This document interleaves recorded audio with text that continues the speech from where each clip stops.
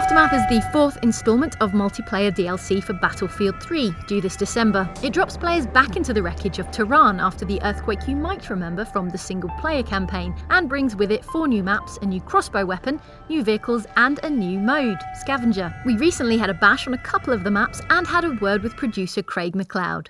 So where a single player went one direction, what we're doing here is we're telling the story of the people who were trapped in that earthquake, who are rising from those ashes and continuing the fight. The 4 new maps are as follows: Azadi Palace, which is a maze-like parliament building, Tula Market on a hillside village, Markaz Monolith set in the city's commercial district around a ruined skyscraper with a 4-tier shopping mall, and Epicenter on screen now, set around a crossroads in downtown Tehran. And though the monster earthquake's been and gone, you'll have to watch out for the aftershocks with tremors rumbling through the battlefield while you fight. One of the things that we need to be really careful of when building these maps is because normally we start with clean-cut maps that you destroy. These are already destroyed, so we need to be very careful to make sure the gameplay was smooth for our characters and our vehicles, so that was one of the focuses for us. It actually creates almost a verticality to our gameplay. When you think that if you go into one of the crevices and the cracks, that's cover from the people in road level. And then you can get up on top of the buildings and go onto one of the broken ledges, and then you're higher than them. So really, you have to worry about not what's on your own level, but what's above and below you as well. DICE's eye for detail extends to the Aftermath player character models, who are bloodied and bandaged in the wake of the quake, but not quite as beaten up as the 3 Road Warrior-style new vehicles. It's not just the soldiers who got caught in this earthquake, it's also those vehicles. So they need to be repaired by our engineers, so welding steel plates, adding new grades. And of course, in true Battlefield style, we've upped the firepower of 2 of those. So the Phoenix on the US side and the Barsuk on the Russian side both have 2 gunner positions now. So we have 1 heavy machine gun and 1 grenade launcher. We wanted to feel that what we've added to them and how we've rebuilt them could have been salvaged from all the rubble and all the wreckage that's around the area. And when the engineers were done sticking stuff on vehicles, they started sticking stuff on guns, creating the all-new improvised Battlefield 3 Crossbow, which is a bolt launcher stuck on a gun stock. And excitingly, this crossbow somehow qualifies as a gadget, rather than as a primary weapon.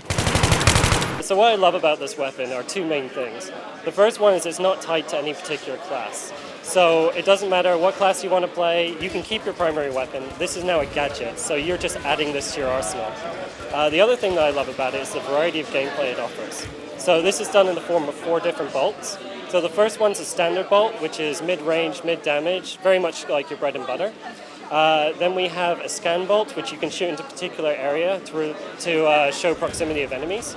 We also have an explosive bolt, which is great for vehicles and taking out walls in true Battlefield style. And we have a balance bolt, which is really good for long-range sniping. So what this bolt will do is it'll lose its trajectory a lot slower than another bolt. It's got a good kick to it, especially when you think about the standard bolt. Anything on the body or the head is a one-shot kill. And this is to balance a slightly longer reload time. Finally, there is Scavenger, the new multiplayer mode added by Aftermath. So our new mode is Scavenger, and it's really born after this Aftermath feel. So what we wanted the player to have is that they've been trapped in this earthquake, and they're starting with nothing. So you will only start with 1 pistol, 1 grenade, and 1 specialization. After that, it's up to you to explore the map to find new weapons and upgrade your arsenal. We have 3 tiers of weapons, so 3 levels. Level 1 is your lesser weapons like SMGs, and they will be found on the outskirts and safe zones.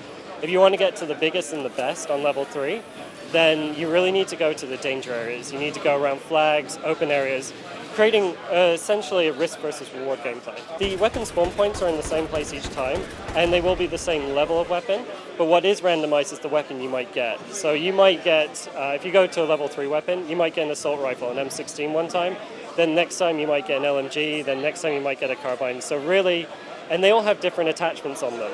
So it's really a bit of a mix, so you never quite know what you're going to get. The crossbow, by the way, is a level 2 weapon along with shotguns and sniper rifles, and as Mcleod tells it, DICE created Scavenger mode to level out the playing field for newcomers to Battlefield 3. It doesn't matter if you played for like 1,000 hours or 1 hour, because you all start in the same way. It becomes a skill thing. You don't need to worry about other players who have leveled up their weapon too much. And that's Battlefield 3 Aftermath, which rolls out on December 4th for premium players on Xbox 360 and on December 18th for the rest.